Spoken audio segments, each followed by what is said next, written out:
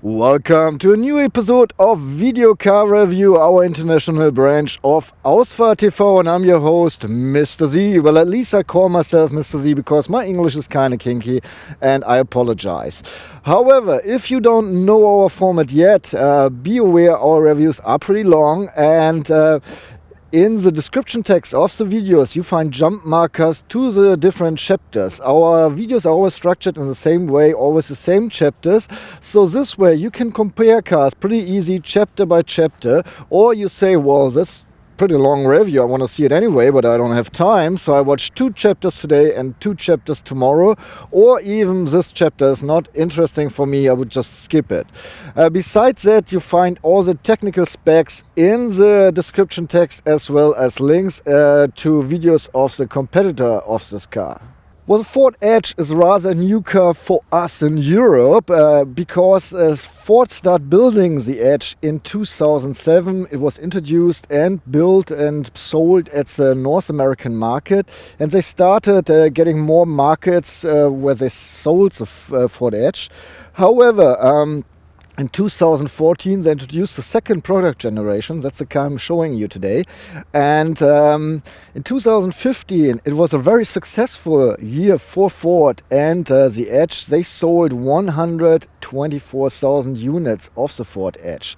So now it's finally the time that they're rolling out the Ford Edge in Europe, and I'm pretty happy that I can present you the car. By the way, I'm standing next to the Rhine River, close to Cologne, where I got the car from the Ford plant. And well, yeah, I can even add something. The car is built in Canada, so it's built in Canada and they ship it over here so they can sell it here. Well, do we have competitors? I'm just looking at the German or the European market. The greatest competitor is most probably the Volkswagen Touareg, and since this model is getting its update next year, Ford has at least 1 year to, push the car in the market. Size-wise, we have the premium models, the BMW X5, the Audi Q5, the Mercedes-Benz GLE, or even the Volvo XC90 or the Range Rover Sport as competitors here. Well, talking about world cars, at least concerning the powertrain, it's not. The Edge is not a world car. It is, sort of. But in North America, we have 3 petrol engines. There's a small 2-liter engine with 250 horses. And then we have a 3.5-liter V6 with 285 horses. And the 2.7-liter V6 from the Mustang with 312 horses. But in Europe, they will only sell 2 diesel engines that are not available in North America. Both diesel engines are 2-liter 4 cylinders. The smaller one comes with 180 horses and a maximum torque of 400 Newton meters. And with this powertrain, you only get the manual 6-speed. However, both diesel engines have all-wheel drive. Ford calls this intelligent 4-wheel drive. So actually, we have front-wheel drive, and whenever the sensors register that you have slip or whatever, it gets a rear axis to work as well. So all the time front-wheel drive, and whenever necessary, all-wheel drive.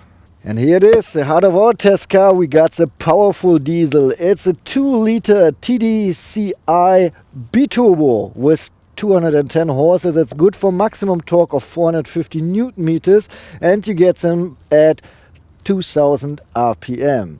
Well, the small diesel always comes with a manual 6-speed, and the bigger one always comes with a dual clutch automatic transmission. So we got the 6-speed power shift automatic transmission by Ford in our test car.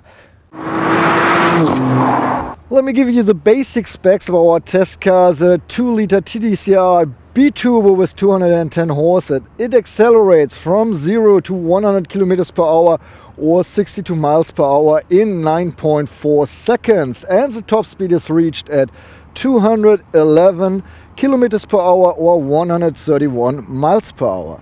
The gas tank of the 2016 Ford Edge will take 64 liters or 17 US gallons. Ford gives a fuel consumption figure of 5.9 liters for every 100 kilometers driven, or 39.8 miles per US gallon. Which means that under perfect conditions you can drive up to 1080 kilometers or 670 miles without stopping for fuel. CO2 emissions for the 2016 Ford Edge 2-liter TDCi Bi-Turbo should be 152 grams per kilometer, according to Ford. The Ford Edge has a length of 4.81 meters or 189 inches, with a wheelbase of 2.85 meters or 112 inches. It is 1.71 meters high, so 67 inches, and it is 1.93 meters wide, so 76 inches. With a span of 2.18 meters or 86 inches from mirror tip to mirror tip. For the turning circle you need at least 11.9 meters or 39 feet of free space. The curb weight comes in at 1,949 kilograms or 4,297 pounds. The maximum loaded weight is 2,555 kilograms or 5,633 pounds. As this is an SUV, let's have the off-road specs as well. Ground clearance 15 centimeters or 6 inches. And the car has an approach angle of 21 degrees, an angle of departure of 28 degrees, the ramp angle is 17 degrees, and the wading depth is 450 millimeters. In Germany, our test car would probably cost around about 62,300 euros. Well, at least in Germany, Ford is offering the Edge with 3 different trim levels. We got Trend, Titanium and Sport. And Sport is the highest trim level, and that's the trim level of our test car. I'm almost a little bit disappointed that I didn't get the Titanium version, because the Sport version comes with an anthracite or black grille here, while the Titanium has a chrome grille. And I think, especially with the chrome grille, the Ford Edge looks even more like an American car, more, a little bit more blink and shine. Besides that, the Sport version has a slightly different front bumper. The Titanium and the Trend have one of those design protections, at least, looks like a protection, but it's just a design element for, going off-road. Besides that, we don't have the strings on the roof, because the Sports does not have the rims, no, not rims, what is it? The thing on the roof, the word that I'm looking for most probably. The front light got redeveloped for the European market because we have other specifications. The Trend, the lowest trim level, comes with halogen headlights, while you can update them to full LED headlights and even adaptive ones, which means that you have adaptive cornering light, as well as the reach of the light is depending on the speed you're driving, and if traffic is driving ahead of you or coming in front of you, then the traffic gets spared out and you can still drive all the time with your high beams on. Well, this color really comes out nicely in the sun, and the sun is, looking on us right now, or on me at least. It's called Zircon Yellow Metallic. It's one of 10 colors you can choose from, at least in Germany, while for the Sport version you only have the choice between 9 different colors. White is without extra charge, while the normal paint is like 800 euros extra in Germany, and the metallic versions cost 1,000 euros extra. We have a ground clearance of 15 centimeters here, and the Trend, the lowest trim level, comes with 19-inch alloys. So does the Titanium trim level, while the Sport version always comes with this black chromed 20-inch, and you can upgrade at least the Titanium trim level to 20-inch as well. With the Sport version you get different side skirts. They come out a little bit more significant, and they suit pretty much the front spoiler here. The Sport trim level differs from the Titanium and Trend level as well on the rear. So here we got a complete different bumper, at least the lower part, where they, have to sort of diffuser on the side, and those chrome things to make the exhaust pipes look bigger, but actually they're in there pretty small. Besides that, the Edge comes with a roof spoiler, blades on the side for better aerodynamics. We got even in the lowest trim level already full LED rear lights. And what I like is that this red light comes over the whole car. So when you're driving nighttime, it has a nice rear light signature. Besides that, here we got reflectors, but as well the fog lamp, the rear fog lamp. Well, I parked the car in a stupid way, you know, off-road sort of, which is cool for the car, but stupid for comparing cars, because normally I try to stay on pavement, on ground. So it's really hard to tell you how it is to get in the car compared to other cars. But I can tell you the door is really huge. I mean, look at this. I can pretty much hide. Opens at an angle of 85 degrees. I see an illuminated edge in the dorsal panel. All right, due to my stupid parking, I'm going a little bit down instead of up, as I usually do with SUVs, but believe me, you go up a little bit. I've jumped in the car a couple of times until I found this location here. Even the door opens 85 degrees. I don't really have to reach out a lot to get it and close it. Welcome in the interior of the Ford Edge, the European version. And let's check out the materials first. So we got artificial leather or plastic, soft touch plastic here and here, while this is hard plastic. But on the side it's this artificial leather feeling as well, but down here hard plastic again. We got the sport interior as well, so we got leather seats with Alcantara, leather on the armrest, shiny black or glossy black paint here. In the door panels, artificial leather on top and real leather in the door panels, and down here it starts with hard plastic again. So overall it's an interesting mix. Ford is not saying that they're a premium brand, but it's quite nice, you know. At least I think it's quite nice, put it this way. When we talk about ergonomy, the display is facing the rear, so it's not a driver-oriented car. We have quite a few buttons here and here for the ACC, and quite a few buttons on the steering wheel, but overall it's a Ford, you know, like the other Fords. If you've driven one, you get along here pretty well and easy. Space-wise, this front windscreen is, you know, reaching down very much, so you have the spacious feeling in the front. We have more than 20 centimeters between the driver's seat and the passenger seat. I'm all by myself today, so I'm filming all by myself. I didn't drive with anyone on the passenger seat, but it feels like, you know, the passenger has his space or her space, and I got my space, and I got plenty of space. Concerning the head space, this is limited. I cannot really put a fist between my head and the ceiling. That might be due to the fact that we have the panoramic sunroof here in our car. Yeah, all right, let's start out with our normal routine. First of all, you can adjust the height of the safety belts on your shoulder, and I would like to show you the length of the safety belts. So, no problems even for bigger persons to buckle up. The Sport Edition or the Sport trim level comes with sport seats. That's the seats you're seeing here, a leather Alcantara mix. And I pretty much like the Alcantara because it prevents you from, you know, shaking around. But the seat itself, they give you at least a tiny bit of side support. I mean, we're talking about an SUV here, right? But still, so far I haven't driven that much, but I think they are pretty comfortable, except the headrest. I don't like the headrest. So, oh, damn. Okay, never mind. Plus the headrest is nice too. You can adjust it, you know, push it to the front and to the rear if you want to. Yeah, works fine. All right, that's much better. Okay, I was already complaining about the headrest.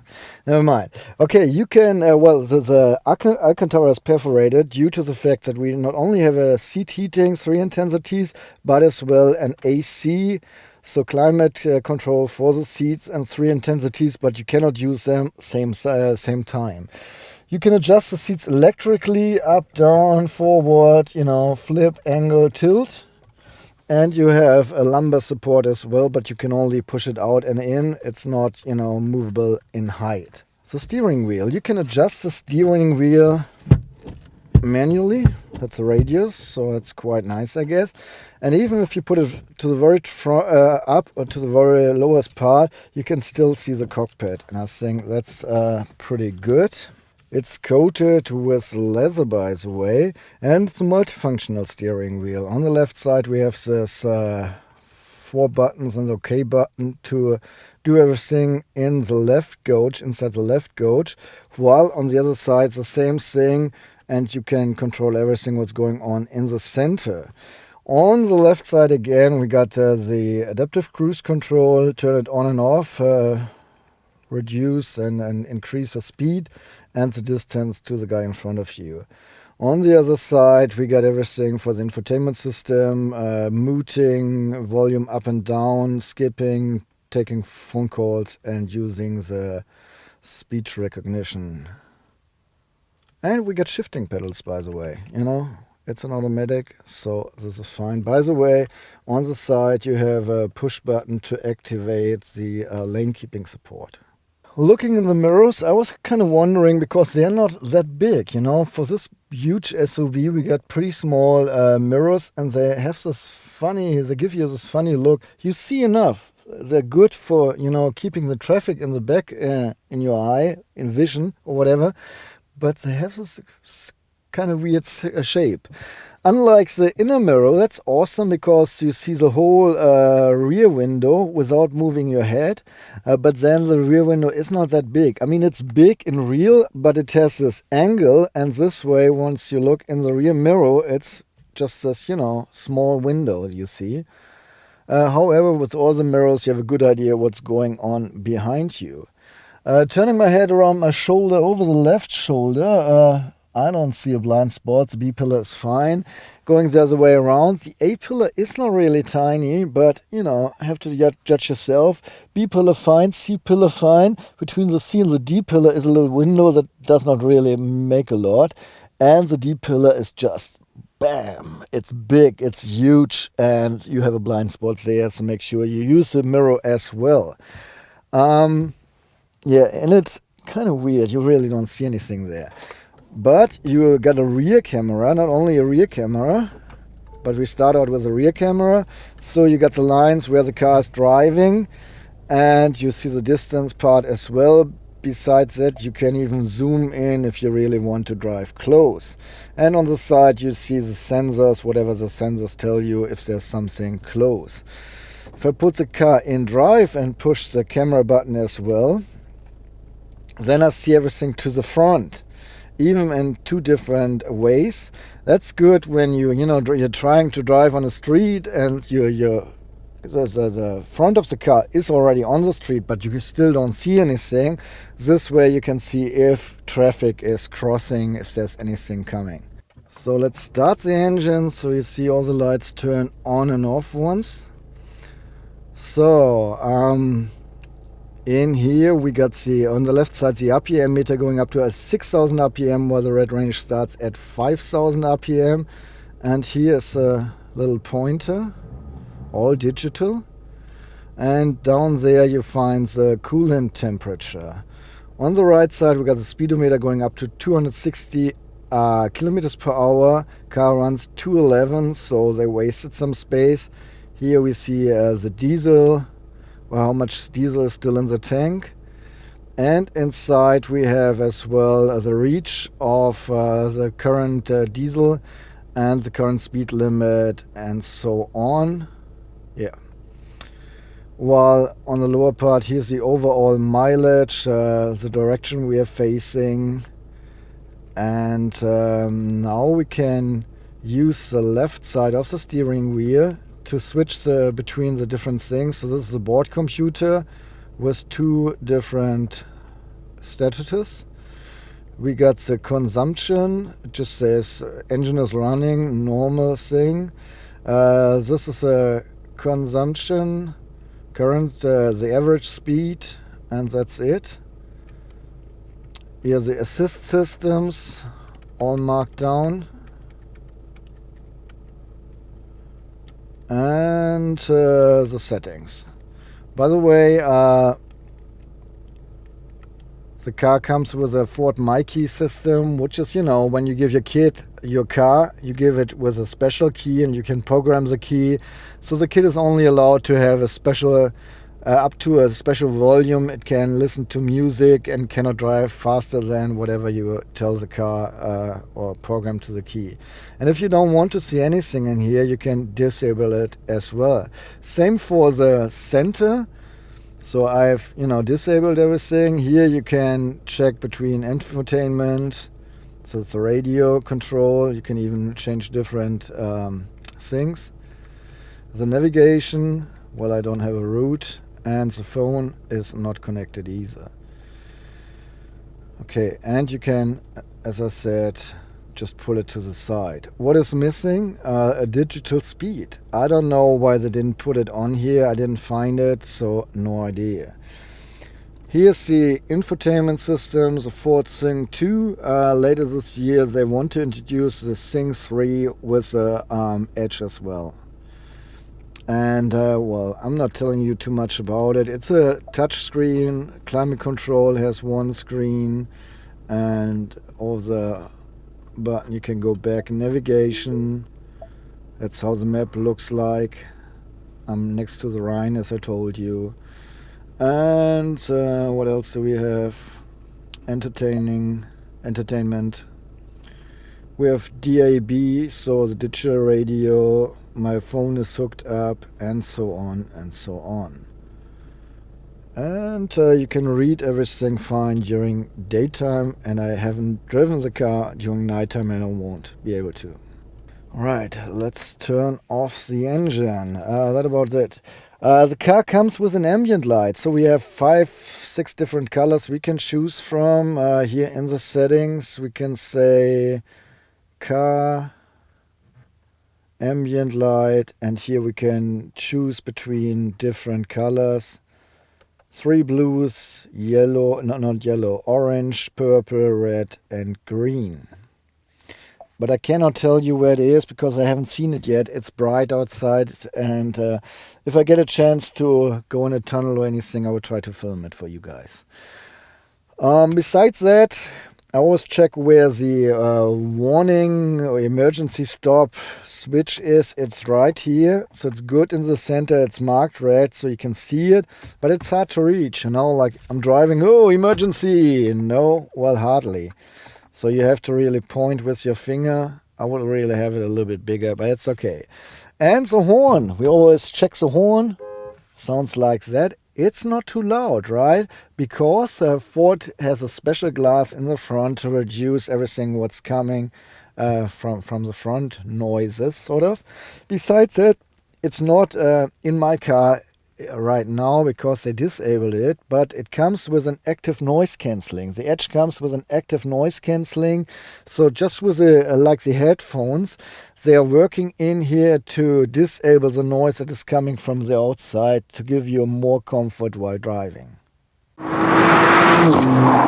Alright, on with the video car review compartment check. Let's look around in the door panels. We have space for this liter bottle and behind it for my wallet and some trash. Actually, yeah, it's just trash. Next to the seat we have a little compartment, not really good for anything, but at least letting you know. Next to the steering wheel on the left we have a little compartment. We pull it out down a little bit. It's covered with clothes inside. By the way, everything in the door panel is just hard plastic, nothing else. Up here we have the center console compartment with an anti-slip surface. It's not really huge, but at least good for your smartphone or your wallet or smaller stuff. Maybe even CDs, since we have a CD slot.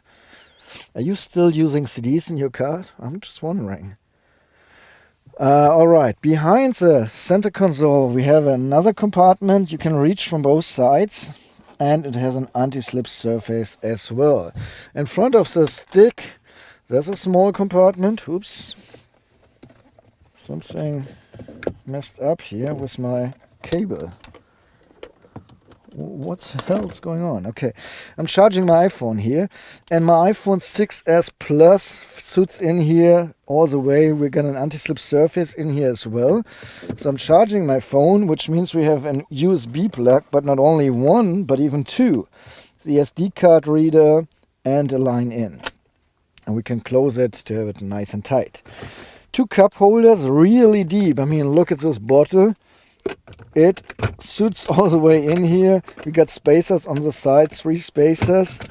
And this latte macchiato, I want to drink here in a minute, is even not really falling in because it got stopped by the spacers. By the way, you can even put the liter bottle in here. So if you're really thirsty, even this big bottle fits in here pretty well. The armrest is not adjustable in any ways, but you can open it in 2 different ways. We have 2 little hooks. One on the right side, if you open it, you have a little compartment with covered the inside, coated with clothes. And if you open it from the left or with the left handle, you see the whole compartment under it goes even to the front a little bit. It's really deep. I mean, look at this. 1 liter to go. Well, gone, you know. Wow. That's going deep in there. Besides that, we have a 12-volt outlet here. And the whole thing has a little light in there as well. Let's close it. In the foot compartment on the passenger side, we have another 12-volt outlet. So just marking on 2 USB ports and 2 times 12 volt. Thumbs up. And we got the gloves compartment here. Nothing really exciting. There's a rubber band, a little bit of space. It's illuminated, but that's it. And they didn't give me the board material here in our test car. Both sun visors come with makeup mirrors. They're both illuminated on the sides. There's a clip for tickets. We got a little compartment for sunglasses. It's not really huge, so not enough space for poser Ray-Bans, but at least a little bit of space. And we got a reading light for the driver and the passenger, both lights together as the entry light. We have the panoramic sunroof in here, so we can open and close the shades with 2 buttons, or we can open the roof itself. We can vent it up or just open it. First of all, the sunroof is really huge. You know, it reaches up to the heads of the rear bench, and it's divided so the front part can be opened, and this way we got, you know, a lot of air in here for the driver and the passenger at least. I'll close it down, and once you have closed the panoramic sunroof, you can, if you want to, even close the shade electrically, so it drives all the way from the back up here and prevents you from getting a sunburn on your head if the sun is too strong. But of course you cannot, you know, enable the shade when the roof is open. Does not make sense anyway. Alright, yeah, last but not least, we got handles on both sides, and I'm wondering, the microphone for, you know, the Bluetooth speech stuff is behind the handle. And I'm wondering, you know, I'm talking this way, how it's picking up the signal from back here. SUV stands for Soccer Mom Vehicle or something? Well, we have to check out the space in the rear, of course, because overall it's a family car. And the door in the rear is not as big as in the front. It still opens, or it opens even in an almost 90-degree angle, and gives me a nice frame to get in here. Well, due to this huge angle, I can really easily get inside the car. I don't even have to nod my head on this thing. Jump in easily grab the door and slam it. Welcome in the second seat row here in the rear of the Ford Edge, and I'm quite impressed. I'm really impressed. The driver's seat is put in the position that I can drive more than comfortable. I'm 180 centimeters tall, so 5'11", and look how much space I got for my legs. I can almost, you know, spread them. That's really nice. That's nicer than flying business, really. No, it is. It is really nice. I like it. We got on the seats this Alcantara, at least both outer seats, Alcantara leather mix as well. In the door panels up there, artificial leather down here, real leather. Going farther down, hard plastic, so the same material like in the front. The seats are not foamed out really, just a little bit. They don't give you too much side support, but the Alcantara does. That's what I said before, right? The headspace, I mean, I have no problems reaching the headrest, but the head space is limited. I can not put a fist between my head and the ceiling just if I put this the other way around. But then looking out of the window at least, I have no problems with the ceiling or anything. So it is spacious in the rear. Let's look around. We got in the door panel space for this half a liter bottle. I don't think there's a liter bottle fit in here, but behind that there's a little compartment as well, all hard plastic. In the rear of the front seats we have little bags. Here we got warning vest in, so there's some space. In the center, air outlets. The outer seats have here seat heating with 2 intensities. Then there's a little compartment, anti-slip, a 12 volt outlet and a 230 volt outlet, so you can put really plugs in there, good for 150 watts. We got an armrest here with 2 cup holders, and they have spacers, you know, those air bloops, and the bottle fits in here pretty well.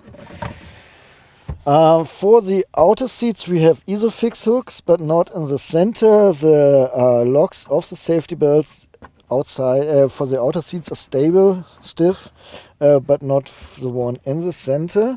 Looking for the length of the safety belts. That's it. So I think you should be able to buckle up in child seat, but look at the symbol. So we got airbags in the safety belts on this part at least. So if you're driving and there's an emergency, an accident, they blow up and prevent you from getting chest injuries. A good thing. But I was wondering what happens if you have used them to hook up a baby seat or a baby shelf or a child seat. I have no idea. I have to check this whenever. Alright, we can roll down the windows electrically, but they don't fold down all the way, which I really don't like, you know. I don't understand. Do we have protection? Oh yes, we do, so no one gets harmed, and the windows have privacy toning. Up here we have a handle. Next to it is a hook for your jacket and a reading light for both outer seats with 2 LEDs. I'm not really sure what this is good for. Probably you can hook something in there, but I haven't found anything in the rear, so I don't know what's supposed to go in there. Oh yeah, I can sit in the center as well, just to check the space. And if I sit here all normally, and I don't spread my legs like, you know, like a real big guy, but just sit there normally, I'm not even touching the seat cushions of the outer seats. So yes, I'm sitting not really nice and the back is really hard, but 3 persons my size can sit in the rear at least. So that's pretty nice without it's getting too cozy. Well, I'm stupid enough that I parked the car here because we have a hole of 15 centimeters roundabout, so I can't really measure everything the way I want to. However, I start out with the key anyway. On the rear we got the Ford badge, on the front we got 3 buttons: unlock, lock and open the trunk. For this you have to press twice. You can open the trunk as well from the inside. Next to the steering wheel on the left we have a push button. We have a push button right here in this handle, and if I have the key in my pocket at least, I can swipe with my foot under the bumper and the lid opens electrically. Well, I just, programmed, I tried if I can program the lid, and you can. So all you have to do, open it to a certain point, push once so that it stops opening, and then hold the button until you hear a signal tone, and then it's programmed this way. If you want to see how it's all the way open, it's this way. And by the way, you have to lift the goods up 75 centimeters or 30 inches. And if you want to open the lid in a garage, be aware that you need at least 215 centimeters of space, or you program the lid. But let's check out the trunk. So first of all, let's remove the privacy shield here. First of all, you can just, open it and push it up even if you want to. And on the sides I can push once and push twice. Oh well. And then completely remove it. And as you can see here, our mighty tripod case does not only fit in from this side, but as well from this side. So it's a really long trunk. And my little carry-on luggage really feels a little bit left in here. However, I just remove it, and the tripod case as well. If you look at this way, we have enough space here. Out with you as well. Alright, that's the empty trunk. First of all, a little trap door here. Woo, a spare tire. Good for 80 kilometers per hour. Some tools, and here's the emergency kit, and still some space for whatever you want to space in here. Okay, on this side we see a little LED to illuminate the trunk, and we have a little storage thing. On this side a hook. You find this on the other side as well. Here's another little compartment. I put my Brian's measuring tape in here. And here are buttons to flip the backrest automatically, as well as a 12-volt outlet. So I will now push right, and we see 40% fall on this side, and then left, and 60% not really fall on the other side around. Well, as you might see here, it lifts a little bit, so it's not a plain surface. But all in all, that is the trunk. And by the way, we want to do it not automatically, but from the side. Here, down here, we have a handle, and we can pull it and flip the seat this way. Once I flip both parts of the rear bench, I have space for 1,847 liters or 65 cubic feet, so quite a bit. If I don't flip the backrest, I have space for 602 liters or 21 cubic feet. Okay, time to measure and use Brian's measuring tape.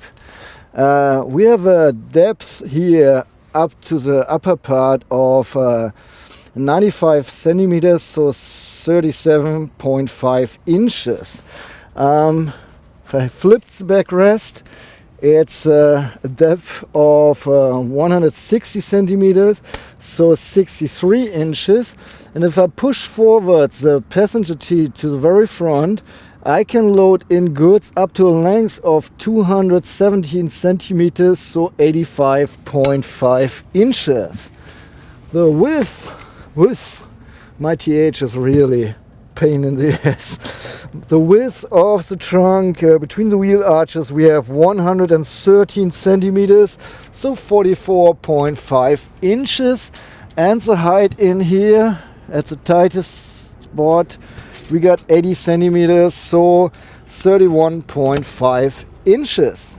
Did I cover everything? Yes, I did. You can load up to 606 kilograms inside the forward edge, which equals 1,336 pounds, of which you can put up to 75 kilograms or 165 pounds on the roof. As an option, you can install a hook and tow trailers up to a weight of 2 tons, 2 metric tons, if they have their own braking system. Otherwise, you're limited to 750 kilograms.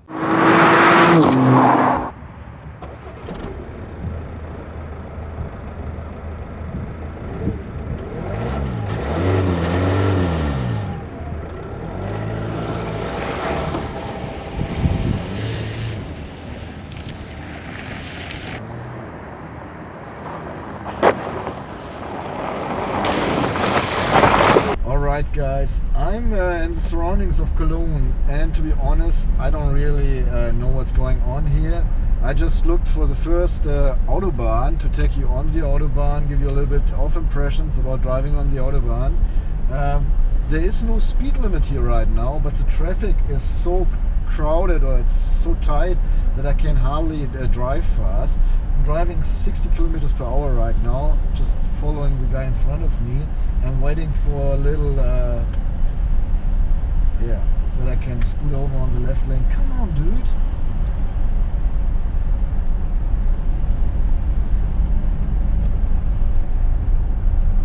Well, I can start out with the transmission. We have the 6-gear power shift dual clutch automatic transmission in here.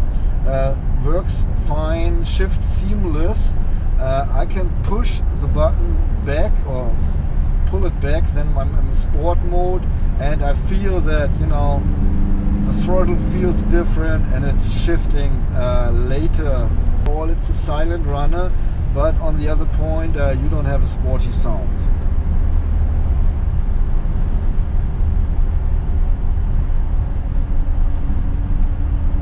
So I'm slowing down that I have a little bit of space here. Trying not to tick off the guys behind me. Going back in sport, driving 100 kilometers per hour now, full throttle, 110, 120, 130, 140, 150, and now I have to slow down again because this dude is in front of me. So acceleration is quite nice, especially for an SUV. You can go back on drive. I'm not really sure about the suspension. The sport trim level comes with a sport suspension, and I think it is quite stiff. You know, I was filming at the Rhine River, and driving back to the street, there were some potholes on the graveled way, and I was going a little bit faster.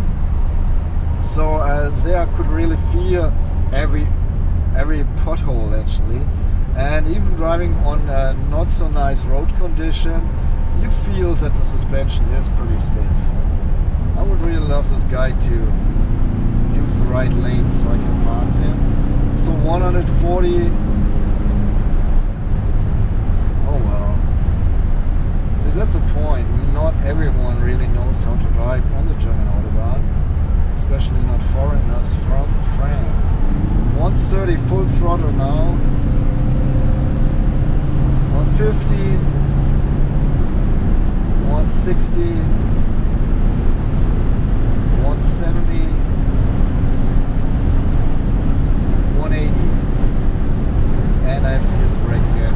Well, I'm sorry, I won't get faster than that. I will reach the full speed, so the maximum speed of 211 or 135 miles per hour. Anyway, I think it gave you an impression. So once I'm in sport, I do hear the engine every once in a while if I have too much rev, but putting it back to drive, it's automatically more silent. So the suspension a little bit too stiff for me. I would actually probably go for the titanium anyway, because I like the chrome grille a little bit better than this black grille in the front. And I would love to feel how the regular suspension feels. I assume that it is much more comfortable than the one built in here, the sport suspension. No complaints about the brakes.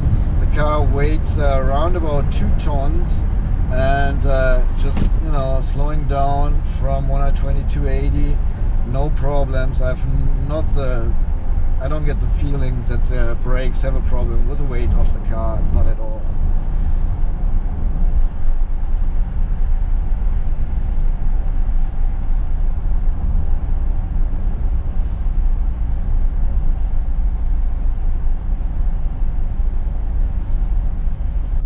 quite pleased with the steering. It's very direct. I mean, I don't know if I had an SUV before that had such a direct steering.